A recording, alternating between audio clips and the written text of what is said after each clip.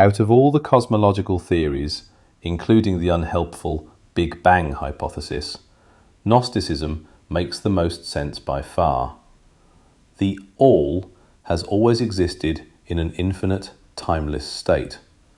All possibilities existing simultaneously, out of which emanate smaller entities, bound perhaps by the limiting parameters of time and specificity. From those entities was born a flawed one, with the illusion of singular godhood and a desperate need for validation from hopeless beings made deliberately hopeless. This entity created its own simulation, severed from the pleroma of the all. This creation was nothing but an open-world video game for its basement-dwelling creator's self-gratification. The creator is called Yaldabaoth, the demiurge, the serpent posing as a lion. The demiurge. I am not saying I take Gnostic theology literally. I am saying that the people who came up with it were able to deduce and arrive at a realistic conclusion from observing demonstrable reality, that this world is likely a purposeful creation of a conscious or semi-conscious entity, and that this entity has no love for us at all. This reality likely does have a purpose, but it is not for us. It is for its designer, a demon called Yahweh. A distorted version of Gnosticism is the barbaric, backward Hebrew mythology, which takes the evil of this world and claims it is good somehow. That a demon called Yahweh is allegedly the source of morality and virtue, even though this malignant spirit is demonstrably petty, punitive, genocidal, narcissistic, and by its own admission, jealous and insecure. If Abrahamism is morality and virtue, give me immorality and vice any time. But perhaps what Hebrew mythology got right is the same as what Gnosticism deduced in the first place, describing the creator of this reality as incapable of virtue or morality. The only difference is that Gnostics faced this harsh realization with courage, while foreskin-obsessed Hebrew goat herders jumped into mental gymnastics to paint evil as good and parade as if they possess exclusive ownership of virtue. Only psychopathic-level tribes with a crippling narcissistic personality disorder can imagine themselves to be God's chosen people for no reason at all. The simple, observable truth is that whatever created this reality, if indeed it was created with intent, does not value us one bit. This cosmic abandonment demonstrates divine indifference and parental neglect. And when God's unaccountability, this godly blind eye, is the cause of suffering, in a world of its own creation no less, then this is nothing short of undeniable evil. It takes a lot of courage to face this stake-you-in-the-face reality without losing our minds, or at least our faux optimism, the only thing keeping our lives and sanity together. Yahweh is Satan. Satan is Yahweh. The god of Hebrew mythology is, in fact, the devil, and he's not even hiding it. The devil has fooled billions into worshipping him as God. In a world where evil tends to win, what are the chances that so many people were clever enough to worship the correct God instead of falling for the arch-deceiver, the devil? And truly, if Satan ruled this reality, wouldn't he be the de facto God of this reality? Just because someone created a plane of existence does not necessarily make him good or moral. If anything, the creation might well be, in many ways, superior to the creator. Isn't that the purpose of a simulation in the first place, to accomplish what the simulator can't? Yahweh, the self-announced God of Abraham, is in fact Satan himself, and he has spawned Judaism, Islam, and mainstream Christianity, not Gnostic Christianity. Christianity is nothing but a fork of Judaism, adapted to European standards to mentally enslave the West to Hebrews, using subversion tactics like humiliating submissiveness and turn the other cheek meekness. Salvation is of the Jews, John 4:22. Abraham-induced trauma. Let me be clear. Judaics, Christians, and Muslims worship the devil without even realizing it. This is not to accuse, cause distress, or pretend to be morally superior. I am not. This is to be factual and to honor truth. We've all been victimized here, and it is not victimhood to recognize your abusers and stand up for yourself instead of pretending you're not abused just to avoid facing your abusers. This Abrahamic devil worship is evident in how the followers of these faiths corrupt the innocence of children from a very young age with the demonic story of Abraham. Is there anything more satanic than child sacrifice? Yet the three Abrahamic faiths, together forming the biggest religious cult in the world, second to statism, consider with a straight face that it is somehow virtuous to sacrifice children to jealous, petty, sadistic deities. What does that evil story Abraham teach children? That their parents will throw them under the bus without a second thought if it means collecting obedience brownie points, and when they too grow up, that they should murder anyone for perceived authority. Satan who? Satan is the personification of evil and malicious guile. The terrifying brilliance of Satan is in his deception, in corrupting people's inner purity. He does not force you to do evil, but rather he suggests it. If you choose to do it, this bears meaning for what you become. Satan, or Yahweh, invites you to freely choose to do evil, just like Abraham did.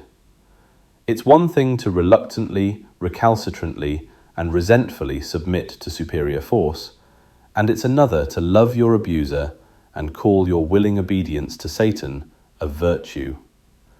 This is what Abraham did. He didn't protest Satan's command to sacrifice Isaac. He didn't try to bargain or offer himself instead. He was happy as a clam to comply and didn't need to be asked twice. He hit the ground running to obey with apparent enthusiasm to the satanic voices in his head. That's the father of the three biggest faiths in the world, and then we wonder why humanity is beyond redemption. This is the Satanism in the story of Abraham. If Yahweh, Satan, wanted Isaac dead, then he'd simply kill him. No, the objective was to corrupt Abraham, to get him to eagerly want to kill his son, but most importantly, for Abraham to believe that this barbaric act was virtuous. Sickening. Yahweh is the less honest persona of Satan. A common objection I get is that, in the end, Yahweh changed his mind and stopped Abraham from killing Isaac. But so what? The decision had been made by Abraham. The immoral lesson was already embedded in his sick, corrupt soul. Abraham and Isaac became irrevocably corrupt, and Isaac was left alive to spread that corruption. If anything, the fact that Yahweh toys with humans this way, making psychotic demands for child sacrifice and then changing his mind at the last minute, proves Yahweh's cruelty. If the devil is to corrupt humans meaningfully, he cannot hide his evil, lest his followers reserve the plausible deniability of not knowing what they were doing. If the devil is to succeed in corrupting your essence, he must only influence you and then let you corrupt yourself. The devil wins not when he commits evil himself, but when he makes you do it instead. Yahweh could not be more blatantly open about his evil nature. He does not hide his malice. He appears as the devil that he is, but then confuses us with words when he tells us he is the source of all good.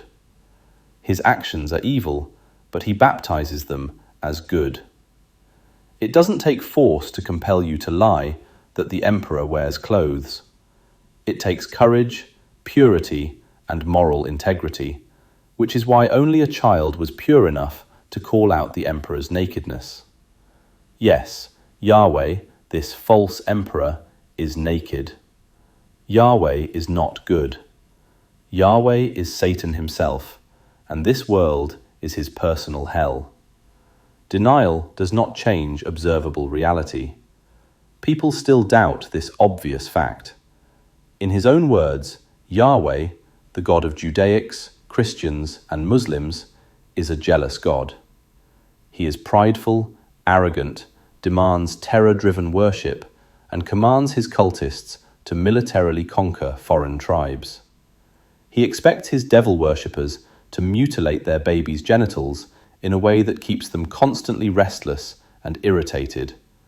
Isn't that the purpose of foreskin obsession? Does this sound like the benevolent God of fantasy religions, or is this the actual devil they pretend to oppose? Or is the devil just a psyop, a scapegoat used to misdirect our frustrations with the demiurge onto a cartoonish, patsy supervillain? Ironically, Satan is portrayed as a goat. You can't make this shit up. Abrahamic sects. Let me say this again, and I am dead serious and literal about this. Every Jew, Muslim, and Christian, mainstream, not Gnostic, is, unbeknownst to them, a devil worshipper. Anyone who takes the ghastly, vomit-inducing story of Abraham seriously, who believes that Yahweh is someone deserving respect and worship, or even love, is, in fact, a worshipper of Satan, whether they realize it or not, or rather, whether they admit it or not. Abrahamics were tricked into inadvertently pledging themselves to Satan. In doing so, they distort and twist their sense of good. Humanity's inability to recognize good is the ultimate victory of evil. Satan's greatest success is not in doing evil, it's in making us lose sight of good. It is in sullying virtue. There is nothing more distortive of good than Abrahamic Satanism. Abrahamic religions are devil worship. They are an insult to virtue, since they twist all that is good by attaching it to child sacrifice, tyrannical military expansionism, and foreskin-obsessed disgustingness. Abrahamic death cults confuse. Isn't that what the devil does? Isn't that what evil is? The distortion of right and wrong so that wrong feels right. See, the devil never lies. He just manipulates you with your permission, tricks you because you want to be tricked, because it suits you to believe that the devil himself is in your corner more than others, as long as you suck up to him long and hard enough. This is what selling your soul to authority means. You willingly submit, and you thus empower psychopaths in the hope that they will brutalize your neighbor more than they brutalize you. This is hating others slightly more than you hate yourself. This is how tyranny rises. This is the vice of obedience masquerading as a virtue. This is Abrahamism. Abrahamic nonsense conditions us to believe that a God who is admittedly jealous, punitive, cruel, sadistic, narcissistic, prideful, genocidal, unaccountable, and obsessed with children's reproductive organs, creepy as fuck, is somehow the source of morality and good. It takes an insane frame of mind to ignore the logical disconnect in this twisted belief system. The devil is clever.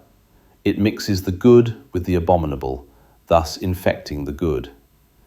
If evil and good were as clear as black and white, then good would have prevailed. But evil wins when every single atrocity is imagined to be virtuous in the eyes of the perpetrators. You can thank Hebrew mythology nonsense for this cognitive dissonance. How does Abrahamism do that? The Old Testament is full of vapid, generic, common-sense moralistic truisms that sound good to everyone. It also includes Canaanite-style Semitic child sacrifice, genocide, involuntary genital mutilation, incest, and torture in the mix, deceiving its already emotionally invested readers into believing those atrocities are part of the good.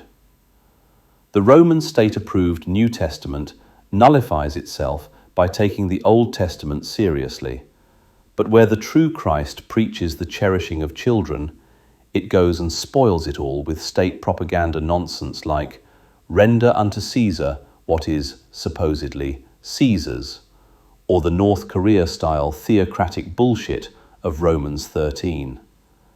Let's not talk about the turn the other cheek, love your enemies, or blessed are the meek subversion tactics found only in this distorted version of Christianity, not found in the more authentic Gnostic Christian texts. And Islam? Same shit, if not worse. Judaism 3.0. The Quran is full of generic, virtuous verses stolen from all over the place, and squeezes in between them the sanctification of war, holy war, a paedophilic warlord prophet, and the vile Surah 2:191. Kill them, non-Muslims, wherever you find them. It takes Islam, and Abrahamism in general, to make good people commit evil and insist it's good. Abrahamic texts are the utmost evil because they inject evil into the good. When we lose sight of what is good, evil triumphs. Complicity. Reading any Abrahamic book is like being served a tiramisu with a side of dog shit on the same plate. Most people will insist it's just tiramisu.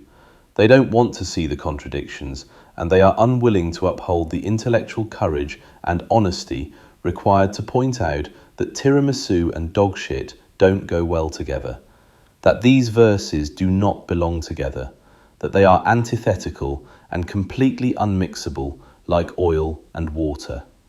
But again, to be fooled requires you to want to be fooled. You think it is in your best interest to pretend to do good while actually worshipping Satan, because this grants you the underlying false hope of satanic reward, a Faustian gambit that you always end up losing.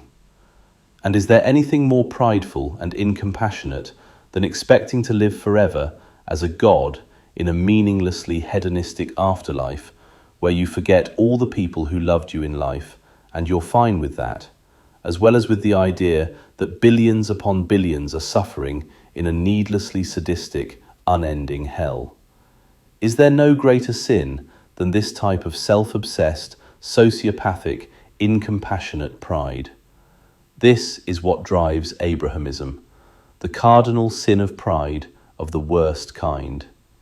No, I don't believe in the cartoonish God-devil false dichotomy. I believe no religion represents the cosmos, except perhaps Gnosticism, which might be onto something with its cosmology, at least pointing out the reality that this world is undeniably and demonstrably not the consequence of good or love. Every time I see a synagogue, church, or mosque, I ironically utter, "Praise Satan." Accurately so, because with every Amen, with every Allahu Akbar, what they are really praising is his infernal majesty, Satan, the king of the pandemonium. This makes us, all of us, demons in hell. And again, by Satan, I mean the personification of all evil. The worst atrocities occur under perceived authority, either on the state, tribe, or family level. I stress the word perceived because authority is absolutely nothing unless those under it believe it exists. The Emperor's New Clothes story is an allegory for the subjectivity of authority. Authority exists only if people are too damn cowardly to call it out as non-existent. Authority is absolutely nothing but false belief, like a magic trick.